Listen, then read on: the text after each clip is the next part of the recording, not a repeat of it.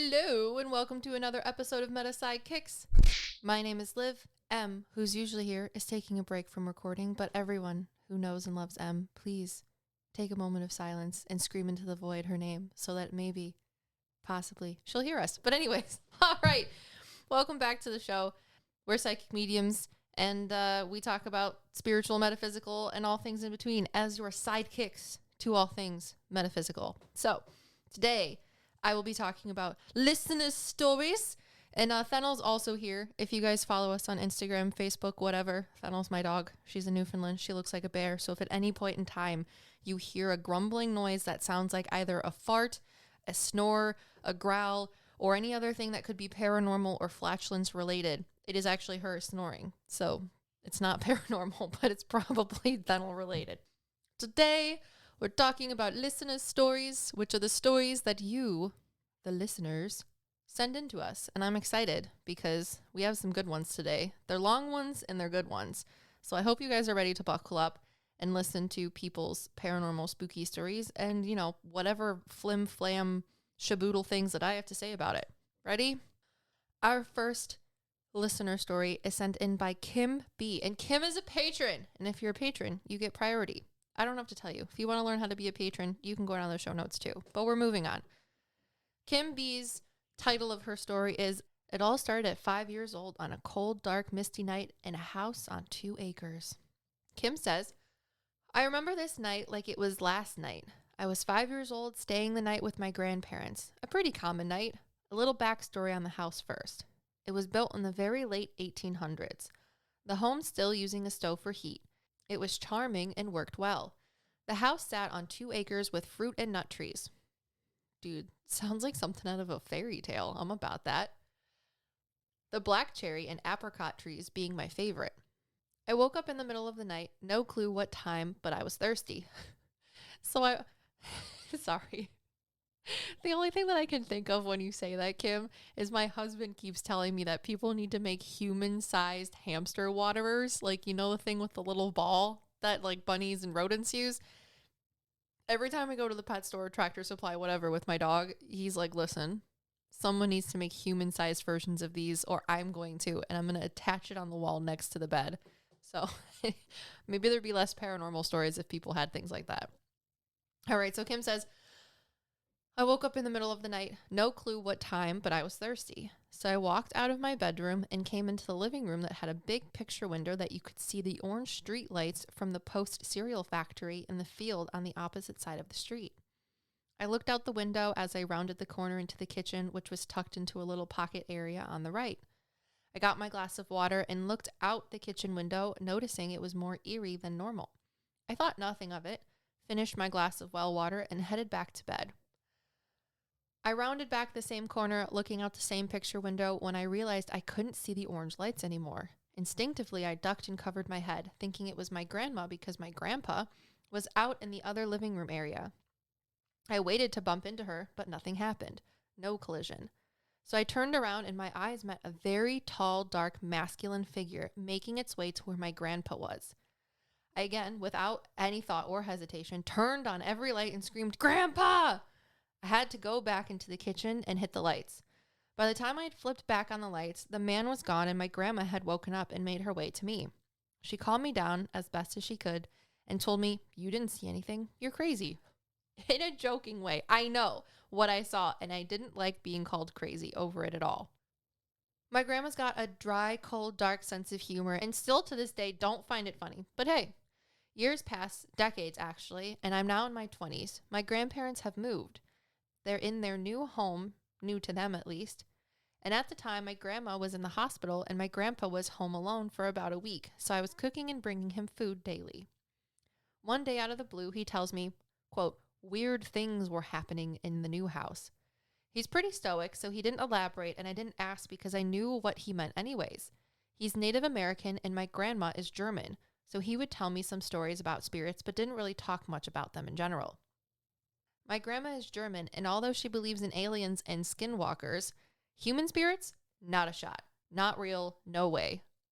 Honestly, hilarious. That is honestly hilarious. Like, you're German and you marry a Native American man. And I mean, I had a stepdad that was Native American in his heritage. So a lot of his family was very large and also very Native American, and they're very spiritual people. So it's it's interesting that your grandmother and grandfather, I mean, I guess opposites attract. It's not too opposite, but I feel like it's opposite in the ways that count, because aliens and then like spiritual, I don't know. That's funny.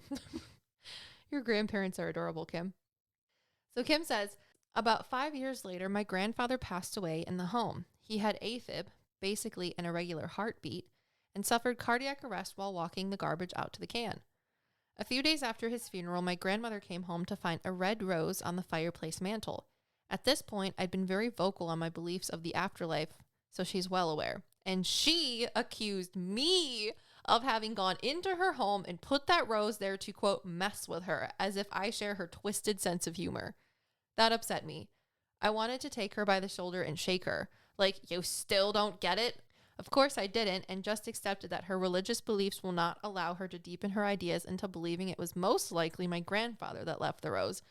But anywho, a few more years later pass, and finally she admits that a few times when my grandpa was ill, she too saw the same tall man that I had seen in her kitchen late that one night. Once, the shadow man was in a suit in the living room while the medics were taking my grandpa out on a stretcher. He told her, quote, "Don't worry, it's not his time." Another time she saw him through the hospital room window standing next to my grandpa, only he was not wearing a suit. He appeared to my grandma as just a tall, dark figure. Same as the old house. He was gone when she entered the room. So stupidly, after she came to tell me this, I think she finally believed everything. Nope. Color me shocked. So it's been this battle with her and I. She gets actually upset that I watch paranormal shows. But mind you, she's all in on every History Channel alien show and Skinwalker Ranch episode known to man. I've even tried to explain to her that skinwalkers are in the same vein as the human spirit. Still nothing, even to this day. Well, now I'm living with her in the same house my grandpa said strange happenings were going on. I took over the garage as my office, and yes, strange things are constantly going on. Only not so strange to me. At this point in time, I was 109% oblivious to myself having psychic gifts, but I could pass any test on the metaphysical world from my now 35 years of learning because I was called, quote, crazy for 30 of those 35 years. A lot of this is credit to you, Em and Liv. Oh, well, thanks. I've learned more from the two of you than anywhere else. My mother is a full believer too, so she and I talk about metaphysical and spiritual things all the time. We bond over it. So 2.5 years ago in this house, my first dog passed away at the vet from cardiac arrest. He was born with a heart murmur, and at 12, his little heart just gave out. He passed about 10 seconds before they called out my name in the waiting room. This is when I started to notice that I'm seeing, hearing, and feeling things I have never felt before. My dogs are my children, but nothing major yet gift-wise had happened. Well, about 2 years later, I had to put down my basset hound at 19. He was, amazingly enough, pretty spry for his age. Still walked 8 to 9 times a day and was in great spirits. Well, as it happens, he just started to decline one day. So about a week later, I called my mom and told her it's time. We put him down the next morning at an emergency vet. He was the dog I was so close with. He was my shadow. I knew it was time to make this decision for him because besides the physical aspects, I grabbed his little face the night before his appointment and looked him in the eyes and heard in my mind, I'm ready to go. I, of course, lost it, but I'd never let him suffer a second. Dude, I'm about to lose it. After we put him down, I came home and just crashed. I must have slept 27 hours.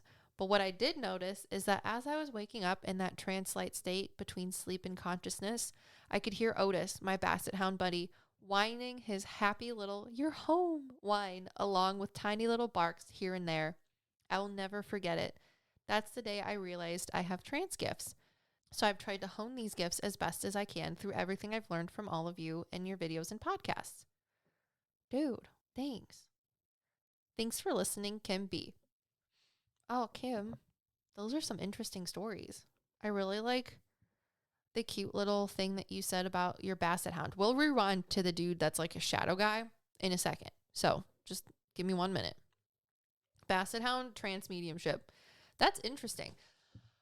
I guess that could fall underneath the idea of trans mediumship. So a lot of times when I do readings with clients, they will tell me like, hey, I've had this experience. Can you verify, deny, confirm, whatever it is? And a lot of the times people will tell me when I'm sleeping, like right before I'm about to doze off to sleep, I feel like I can hear people talking, and other experiences. So for me, my explanation of that is that the reason a lot of people, once they get to a certain age, because children and animals are different, they don't have egos up until a certain point, specifically children. I don't think dogs really have egos at all. That's why dogs and children can see things, because they don't have egos. So once we grow up and we have this socio-cultural perception of reality, aka our ego, that ego goes away, because when we're dreaming, we don't have an ego. That's why all that crazy crap can happen in your dreams, because it's your subconscious trying to process things in a way that you wouldn't normally process things during the day, I would say. Because I don't really actually, personally, I don't have dreams where things make sense. All of the things are never really like they're happening in the real world. They're very quite crazy, wacky, doodly dreams. But that state in between consciousness and subconsciousness is where the ego starts to slip away, because you're in that wakeful sleep sort of, I don't know, limbo, if you want to call it. So maybe I'm not a trance medium, so I can't really speak on it. And Em's not here to talk about it. She considers herself a trance medium. I believe, I mean, maybe that's like a trance-like state because you're in between things, but I think that's pretty cool. And it's very special that you could hear your dog. I think that's absolutely adorable. All right, back to the weird shadow figure dude that you saw. I feel like the shadow figure dude is related to your dad, or not your dad, your grandpa. I don't see facial features when I try to channel the energy that you're talking about of this shadow figure in the story, but I do feel that he's masculine, and he is very clairvoyant and quiet for me. Clairaudient too, but it's a little different how to perceive that. But he says that he's related to your dad, but I'm like, okay, well, if you're not your dad, your grandpa. I was like, well, if you're related, I'm asking him, I said, if you're related to her grandfather, then why is it that your grandmother can see? And what he does is he takes both of his hands and sort of like points with his pointer fingers and rolls them around each other, almost in a like left to right motion together, as if his relationship is crossed with them. So other than that, that's one of the reasons your grandmother can perceive him, whether she believes it or not. Sorry. He said she doesn't have to believe in him. She just has to accept it. And she's accepted it, but that doesn't mean that she believes it. So I hope that answers your question about things. It's almost like she doesn't have to accept aliens or skinwalkers, which is why she believes in them. But with the paranormal things that she's experienced with this shadowy figure guy that is related to your grandfather, she says he doesn't have to believe. She just has to accept, which is a very higher spiritual being thing to say. I would dictate. But anyways, thank you so much, Kim, for your story, and I appreciate it. So next story, you guys ready? Let's go. Our next story is sent in by Ridwhan M. I hope I'm saying your name correct, Ridwhan. And the title of their story is The Cryptic Encounter with a Pious Djinn in the Wilderness of Bangladesh. And let me tell you, if you're excited hearing that title, so was I. This story's great, so buckle up. And Ridwhan, also, you are a fabulous writer, because at the end of your story, you're like, sorry if it's not good. Dude, I read the story to my mom. I read it to my husband. I read it to my dog. I reread it, and it's like, it's great. All right, so Ridwhan says, my family is Muslim, and they're all from Bangladesh. They're deeply religious, believing in Allah and the Quran to its fullest. My mom told me a story the other night that was honestly really freaky and made me sit and think for a moment. My family's sort of village is way out in the Sylhet region of Bangladesh. Basically, it's like semi-almost wilderness. The village is very quaint, very traditional. The houses are huts made out of tin, very primitive, I know. My family owns the village, and they're basically the Mayora family. Also, jinns are basically, in Islam, the third beings that Allah created alongside humans and angels. Jinns, just like humans, have free will and are able to live their lives the way they want to. They're able to see humans, but humans are most often unable to see them unless the jinn chooses to be seen. There are good jinns that are holy and faithful and helpful, and there are evil jinns that are servants of Ilbis, basically Lucifer, but Islamic version. And they would be considered, quote, demons, even though jinns are just an all-encompassing Islamic version of demons, which can be either good or bad. So anyways, back to the actual story. When my mom was a young girl, she was told a story by a farmer in the village that was really close to our family. He was a poor farmer who ferried across the lake to reach the rice fields to collect rice until dawn and dusk every single day. Everyone in the village is relatively poor, but our family keeps everyone fed and provides homes for them so that they work for the village. One dawn, he awoke to take his little canoe across the lake, but was approached by these strangers. He described them as almost inhumanely beautiful men, tall, bearded, clear-skinned, just stunning, well-put-together men wearing Muslim attire appropriate for prayers. He thought it was strange for strangers, especially at dawn, to stumble upon the village, but he thought nothing of it. They kindly asked the poor farmer if he was willing to ferry them across the lake to the other side, to the mosque, so that they could reach it in time for Fajr, which is the first prayer in the day of Islam at dawn. And the farmer obliged. They chatted while they rowed across the lake, and the men asked the farmer many questions about his life. He was a humble farmer and extremely kind and had complete faith in Allah, and I guess they really took to that quality. He dropped them off at the bank of the lake, and as they got off the boat, the men turned to him and asked the farmer what would be one thing he'd want most in the world if he could have anything. But the farmer was, of course, overtly humble and said that he was happy the way he was being a poor farmer. The men looked at each other and smiled kindly, seemingly impressed by how pure the farmer seemed, and thanked him profusely for ferrying them across the lake. They departed and headed towards the mosque, but the farmer couldn't shake off the feeling that there was something very strange about the group of men. He'd never been in the presence of such unique and different men before. He just watched them as they walked into the distance towards the mosque to pray. And then he swore that all of a sudden the men vanished into thin air. And that's when the farmer literally lost his shit, completely terrified, and ran to find my family members from back then. That's literally my favorite line in this whole thing. They surmised that those men were probably jinns who were pious and good-hearted, that were religious. The farmer told everyone about the whole ordeal, with the jinns asking him about what he could have wanted, and he lamented that they probably could have granted him a wish, whatever it could have been, in the whole world. That's just one of the few stories about jinns, and it's scary to think that people that were close to my family experienced things with jinns.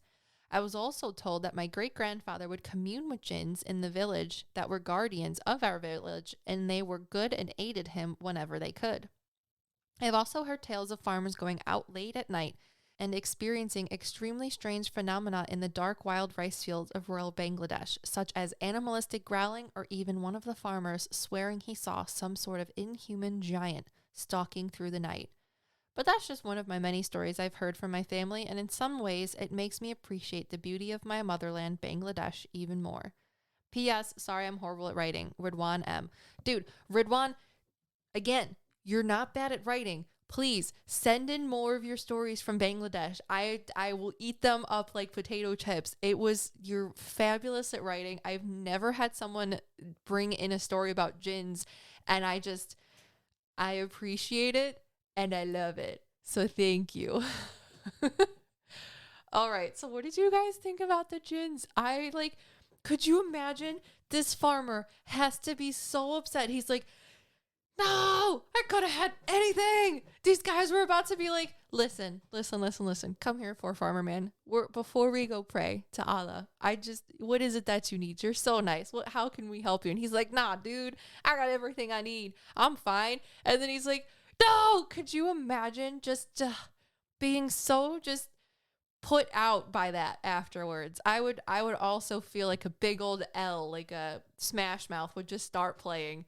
And I just would feel like a big old L on the top of my forehead. But that's just me. I don't know. But again, I don't know nothing about no jinns besides what Ridwhan is telling us. But aren't they supposed to be kind of like, they're like genies? If you guys don't know what jinns are, as far as I understand them in my Western white girl interpretation, jinns are genies. So I think about like Robin Williams playing the genie in Aladdin type of thing. But I know there's different interpretations, obviously. But yeah, so maybe the farmer did the right thing. Maybe the Djinns would have taken his wish and like made it a little off or a little weird. But I would feel very sad about that once I was like, no, they could have helped me.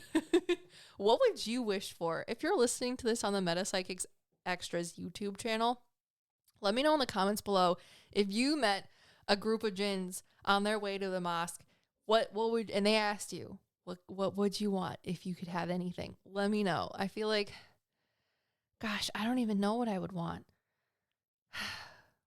Maybe I really like cooking, so maybe just enough food all the time so I could just cook for everyone no matter how much food I needed. I could always have it to cook for people. I feel like that would be good because right now I need to go grocery shopping. It's been 2 weeks and I wish right now that food would just appear at my house. Anyways, all right, next story was sent in by Annie B. And Annie B's story is titled, Putting Pieces Together.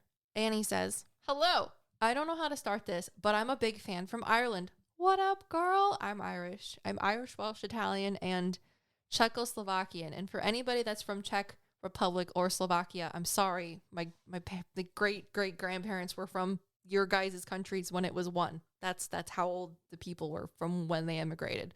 Because I've told people that are from the Czech Republic, and my friend Andy, who is from the Czech Republic, is like, those are not the same thing. The Jizzy Republic is different. I'm like, okay, I'm sorry. I apologize. Anyways, but what's up from Ireland? Annie says, but basically my mom and I always had experiences with seeing things. One example is something we've both seen. She lost a baby before my brother, since my brother was around 3, and a little boy that looked a little bit older than my brother would show himself to her at night wearing my brother's clothes, but they looked slightly smaller on him. My ma'am said she did not feel scared or anything, just felt content and comfortable with him there. He visited her a good few times on random occasions. One night, when I was about 10, I woke up and saw someone who looked like my brother and was wearing his Lightning McQueen PJs, but they seemed small and tight on him. I thought it was my brother, so I called to him saying, "What are you doing? Why are you walking towards me?" Mind you, he was walking down the landing to my room. He didn't answer me, and I started to panic. Side note, I was a kid who always got scared by everything.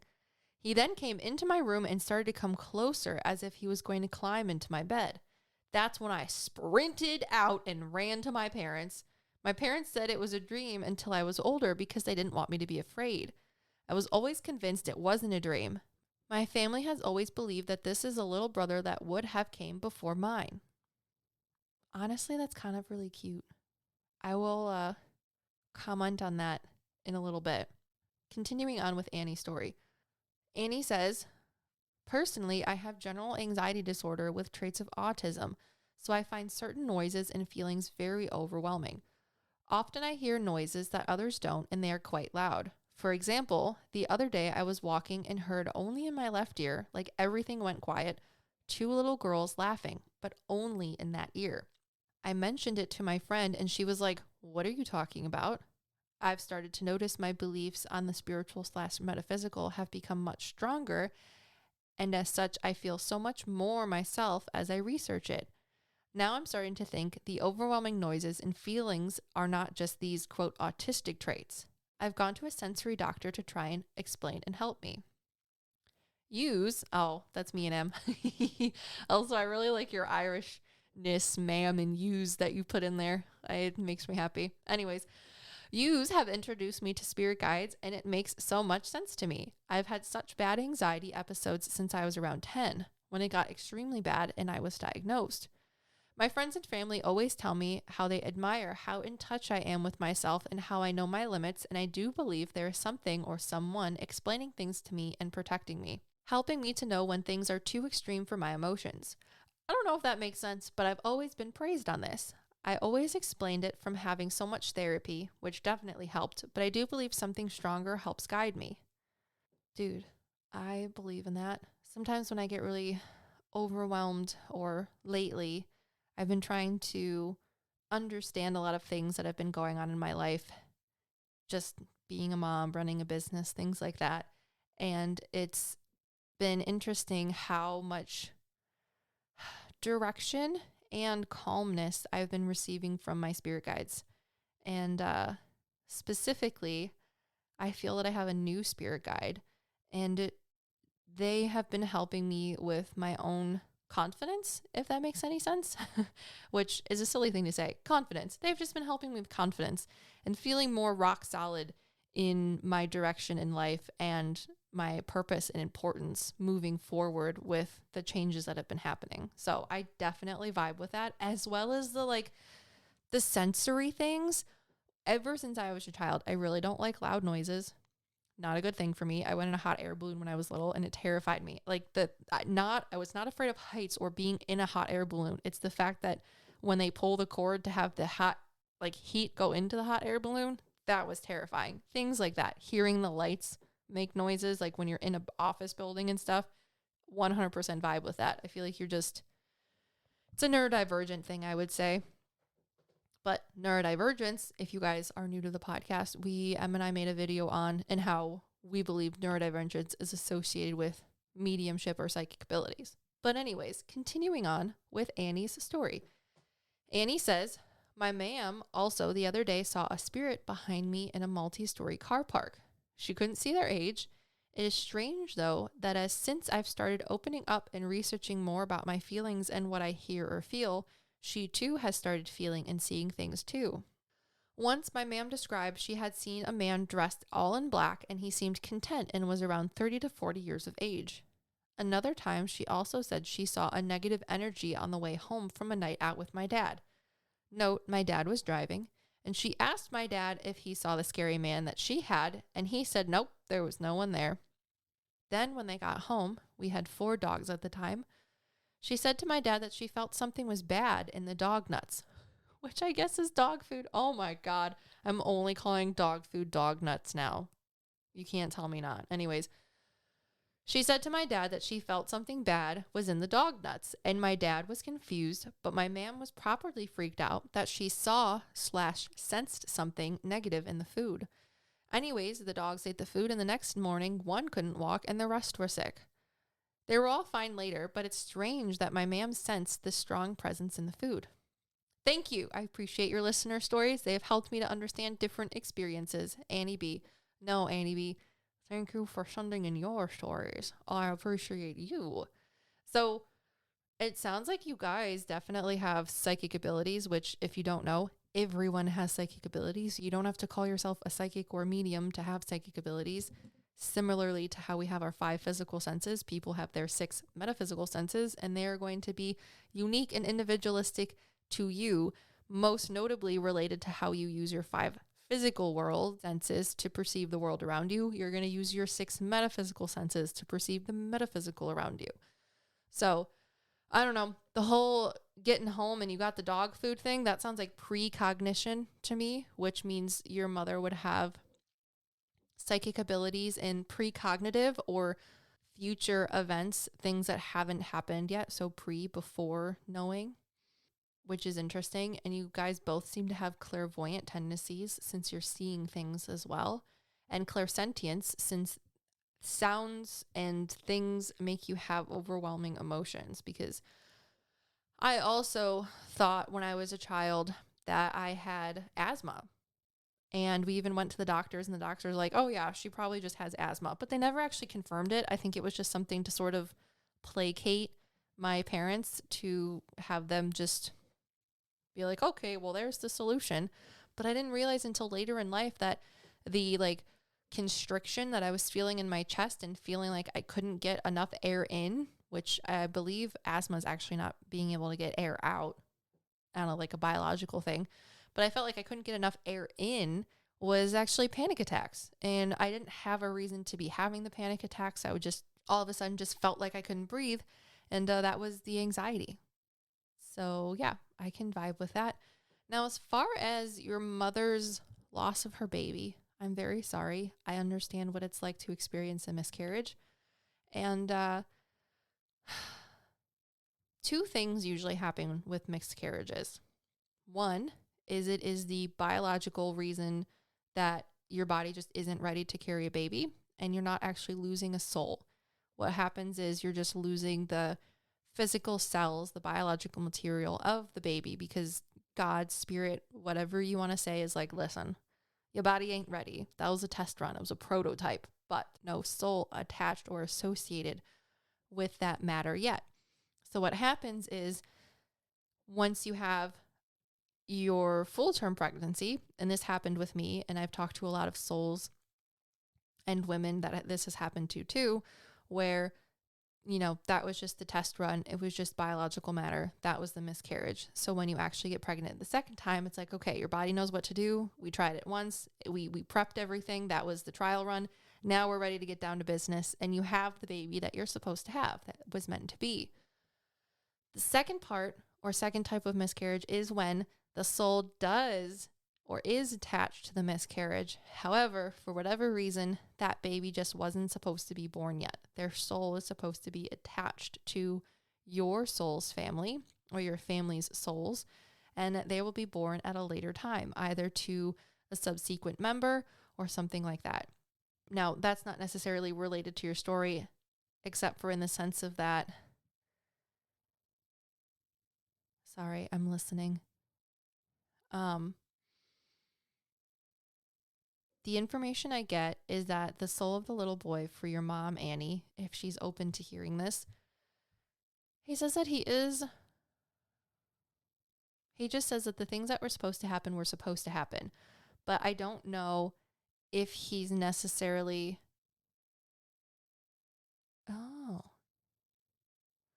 okay, he's explaining it to me this way. Because I'm like, okay, well, I'm asking him. I said, if you weren't supposed to be here, how did you fit into the second type of miscarriage spiritual situation thing? And he says it's not that he's supposed to be born into anyone else's family. So he's not going to be born to, like, say you, Annie, or your children necessarily. He's telling me that your brother, the one that came after him, is actually a split soul. So I feel like your brother must have had a twin in a past life. So, and I want to talk about this with my mother, because my mom she's also a medium, if you guys don't know. She's been in a couple of our videos, but my mom has perceptions about twins, which are very, very interesting. And what this soul of this little boy, Annie, is telling me is that your brother had a twin, and sometimes twins don't incarnate at the same time. So one twin will incarnate, and the other one is like the soul that's supposed to learn things spiritually or help guide someone in a spiritual sense. So I feel like that's why, for whatever reason, for your brother's twin to be associated with you, that's how that happened. But he's not giving me any other information. So, it's like they split. They weren't supposed to incarnate together. One was supposed to incarnate physically and the other one wasn't. And for whatever reason, that's how it biologically played out, for the spiritual aspect to still continue on. If you guys are listening to this on the PsycKicks YouTube's Extras channel, let me know what you think about that synopsis below, because it's kind of interesting and freaking me out right now. But we're going to move on to the next story. Thank you so much, Annie, for your submission. And I hope you enjoyed having your story read as much as I enjoyed reading your story. All right, our next story is by Mae Q, and it is titled The Bowler Hat. And I don't know for sure, because I know patrons have a certain way on Patreon that they have to submit listener stories, but you can also just submit them on our website too, which will be linked in the show notes if you're not a patron. But I feel like Mae is a patron, and maybe when they submitted this, they weren't a patron, but now they are. So if you're listening, Mae, and you are a patron, give us a shout out. If not, that's okay too. Patreons get priority in listener stories being shared and read. So if you're interested in that, there's a link in the show notes. But I just wanted to make sure that if you are a patron, you get your shout out that you deserve, Mae. Anyways, Mae has a fabulous story, and it's called The Bowler Hat. And have you guys ever watched The Robinsons? I think it's The Robinsons. And it's like that futuristic movie where the kid was an orphan and then he ends up becoming like this really big like science tech dude that like fuels the technology of the future. But during that movie, there's the guy, the bowler hat man or the bowler hat dude. And that's the only thing I could think of, which is why I read this one. So I hope you enjoy it as much as I do. And Mae, you are a lovely writer. So Mae says, I have only one distinctive memory of a paranormal experience in my young childhood. Now, I have to explain that I shared a bedroom with my sister, 2 years younger than me, with separate twin-size beds. My bed happened to be the one the closest to the doorway. My house was well over 100 years old, but like two cheap farmhouses stuck together with Elmer's glue. The floors creaked all over the second floor, and it was hard to walk quietly down the stairs. One night, when I was 8 years old, I woke up and noticed a large shadow standing in the bedroom doorway in front of me. I could only distinguish its outline as a man wearing a hat, a very particular hat at that. At first, I thought it was just the shadows from the hallway coalescing into shapes like puzzle pieces rather than one solid shadow figure. But then I realized I could see the moonlight in the hallway was behind the figure. There were no items in the hallway that were that large to create a distinctive, darker shadow separate from the shadows already in the hallway. I stared at it. It didn't move, and I continued staring at it. I wasn't scared, nor did I feel threatened, but I was confused. I didn't know if I blinked or if I had briefly fallen back asleep, but the next thing I know, he was gone.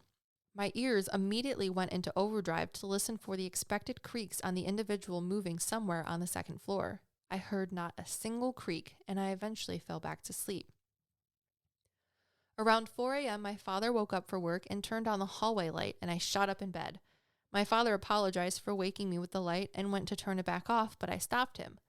I asked, "Did you stand in the doorway last night wearing a bowler hat?" He replied, "What? No, there isn't even a bowler hat in this house."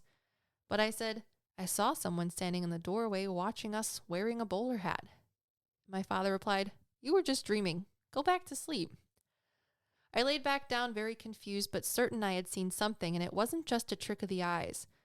I eventually forgot about the whole ordeal until I turned 13 years old, and I suddenly remembered it one day. I decided to ask my younger sister, who shared the room with me, a few questions. I asked, "Did you ever see a guy standing in the doorway as a kid?" She replied, "Oh, you mean the guy in the bowler hat?" I said, "Wait, you saw him too?" She replied, "Yeah, like every night." I said, "Were you scared of him?" She replied, "No, but I did feel uncomfortable when he wasn't there." I said, "So you felt safe with him there?" She replied, "Yeah. Who do you think it was?" My sister and I both agreed. We didn't like the thought it might have been someone from our house's past that we didn't know. We thought about it, but quickly considered the fact that it was our grandpa. When our dad was 6 years old, his father passed away, so we decided it was only logical that our grandpa, whom we'd never met, had come to watch over us. My sister and I thought it was decided and never needed to speak of it again. At this point, my sister hadn't seen him in years.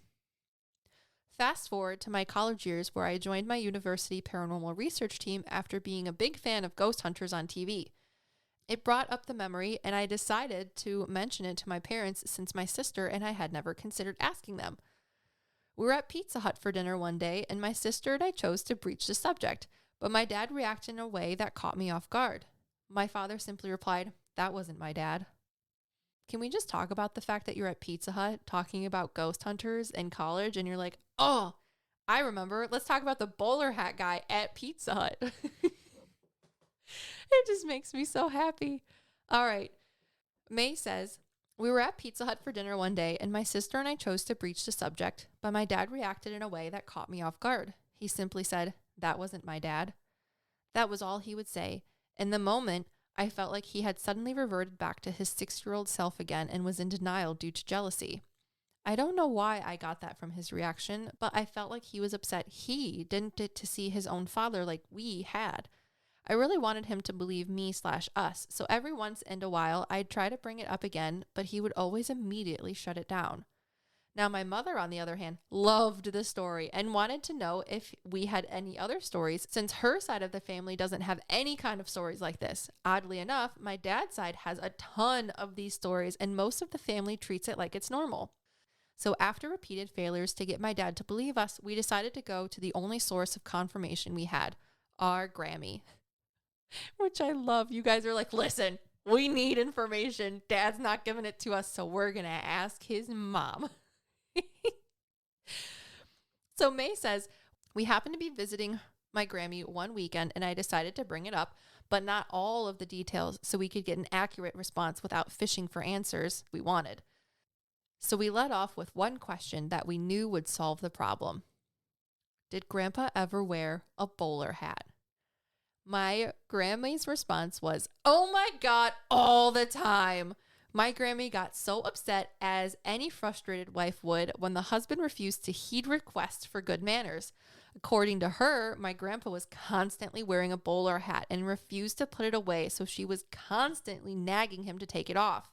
Most of the family photos of him that my sister and I had not really seen or noticed when we were young had him wearing a bowler hat. My sister and I looked at each other and nodded, saying, so, funny story, I think we saw him as kids standing in the doorway at night. And without skipping a beat, she replied, oh yeah, that was him. Nonchalant and unperturbed, the conversation ended on a, well, duh, response and moved on to other things. This is the same Grammy that when her twin, who resided in another state, passed away and visited her in the middle of the night at the end of her bed, my Grammy looked at her and said, okay, see you later, and went back to sleep. And when the twins' family called at 3 a.m. to let her know, my Grammy cut them off and said, I already know. She came to visit me. And the twins' family was like, oh, okay. Recently, within the last year or so, I confronted my father one last time about the bowler hat man my sister and I had seen. I was a bit gentle but firm and insisted that I needed him to understand that it was important to me. I said, back then, when we first told you the story and how you reacted to it, I had a strange feeling. It was like you were jealous and upset you hadn't seen him yourself, despite him being your own father. Is that why you refused to acknowledge our story? He replied, yes. I got the confirmation I needed, but then he continued. My father said, I believed you, but I didn't want to admit it and instead refused to listen. For 10 years, I've struggled to get my dad to believe me, but I knew the trauma of losing his father at such a young age was still a sensitive topic, and I needed to tread carefully. We finally came to terms and no longer felt the need to bring up the story anymore. I had only seen the figure once as a child, while my sister had seen him nearly daily for years, I assume before it stopped. My old home had many strange feelings in it, but I had always assumed it was just the old house vibes that were creeping me out. But now I'm starting to wonder. I should also mention, when my youngest sister, 6 years younger than me, heard our story when I was in college, she became very upset and jealous and said, why didn't I get to see him? And I replied, because you were an infant in the other room. And that is Mae's story.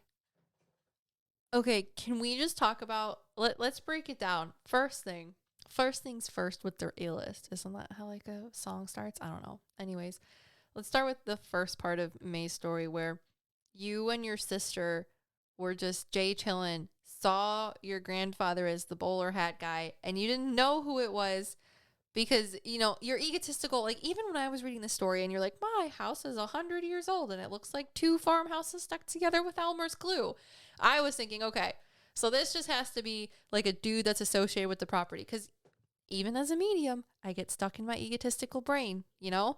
But the fact that you and your sister saw the bowler hat guy and also had the same thought, but then Claire cognizantly just knowing, psychic knowing that this was your grandfather, blows my absolute mind. And it makes me so happy. So Claire cognizance in the beginning as a child, yes, check. We're moving on. Next part. The fact that, okay, Claire cognizant understanding in the first part of knowing that the bowler hat man was your grandfather. Because I also would have had I had the immediate thought of like, oh, it's someone just related to the house. But you guys got it. And I was like, oh, brain bomb. And then you talked to your dad about it. And your dad was like, nope, that's not it. And you again, Claire cognizantly just knew. And I believe wholeheartedly that it was your grandfather that gave you this claircognizant understanding that your dad was just still healing and had a lot of hurt related to losing his father, because who wouldn't? So claircognizantly got that from your grandfather as well. He was like, listen, it's not him, it's me, and it's not you or him, it's still me. Your dad is just still hurting from the fact that he lost me at 6 years old. So that's why he's feeling that way. And like, that's the other thing I want to talk about.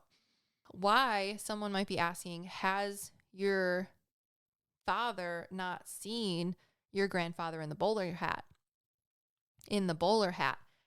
And I wanted to mention this also, that when we sit down to have a reading, it's a medium reading specifically, you can't always talk to the person that you want to at all.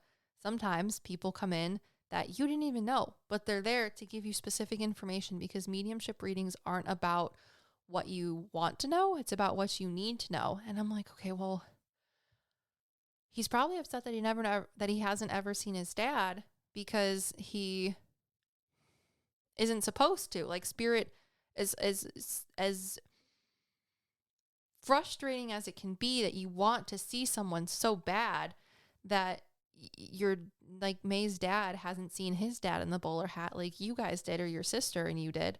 It has to be, hurtful to him. But I'm thinking, okay, well, maybe your dad just isn't supposed to see it. No matter how unfair it may seem, spirit has a reason behind it.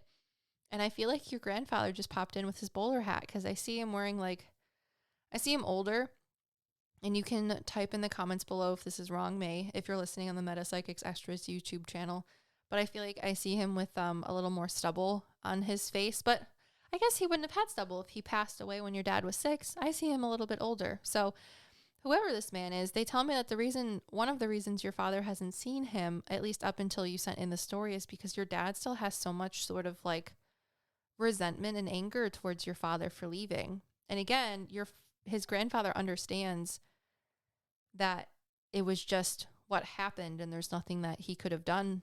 And I feel like your dad also understands that on a conscious level, but on a subconscious level, he still has this hurt for that his dad left him, almost like he should have done something about it, or something could have been done about it. I mean, either way, when we lose someone, you have that irrational emotions of, well, why did you leave? And I don't know if people ever get over that. I had my friend pass over the summer, right after I had my baby shower for Oak, actually. She passed from a embolism caused by birth control, and it literally was just a freak accident type thing. And I still feel a little bit of resentment and anger that she left, but at the end of the day, is there anything we can do about it? No. Was it her fault? No. So I can understand, and maybe that's why she hasn't talked to me in the way that I've wanted her to. I've asked a couple other mediums to see if they could channel her, and her soul hasn't come through, but maybe I'm having a little full circle moment just here by myself too. Possibly that is why your grandfather hasn't shown himself to your dad, because he's not open to it. He still has too much hurt and resentment towards your father and his passing. Sorry that got a little melancholy there. Anyways, I do really love that you guys went to your Grammy and was like, listen, we need the tea. And she just gave it to you. No questions asked. And the way you ended your story too, with that your sister was jealous and you're like, you were an infant in the other room, also just makes it very happy. I mean, who knows? Maybe she saw your grandpa too and she just didn't know, because she doesn't remember being a child, seeing him hanging out over the mobile or whatever. Did you guys like our listener stories? I hope you did. No. If you didn't, I'll be sad. Please don't let me know. But if you did like our stories and you're listening on Apple Podcasts, please leave us a review. Let us know how you like the stories. And if you want to submit your own listener stories, you can do so by going on down to the show notes and clicking that link that says share your paranormal story here or something like that for a chance to be featured in a listener story. But let's just talk about QuellQuest, who left a review on Apple Podcasts for us the other day on February 16th and titled it Flabbergasted, which I actually think is a funny thing to say. QuellQuest says, "Hi, I'm and Liv. I had to write a review after listening to Listener Stories Volume 7. You mentioned how someone left a review calling you racist against white people," which they did. We have like 2 1-star reviews, and one of them is that. And if you guys are new to the show, Em and I are both white people that are girls. So anyways, QuellQuest goes on to say, "I was shocked because it seems like whenever someone speaks about history from more of a retrospective and introspective standpoint, some people can get really butthurt. Anyways, you both make my morning walks so much more interesting. Keep up the great work. Here's my dad joke." So Quell's Quest dad joke is, what is a pirate's favorite letter? Person answers, R. Pirate says, you'd think it'd be, but it's the C. That's my best pirate impression. All right. Thank you all so much for listening. And until next time, we are your PsycKicks.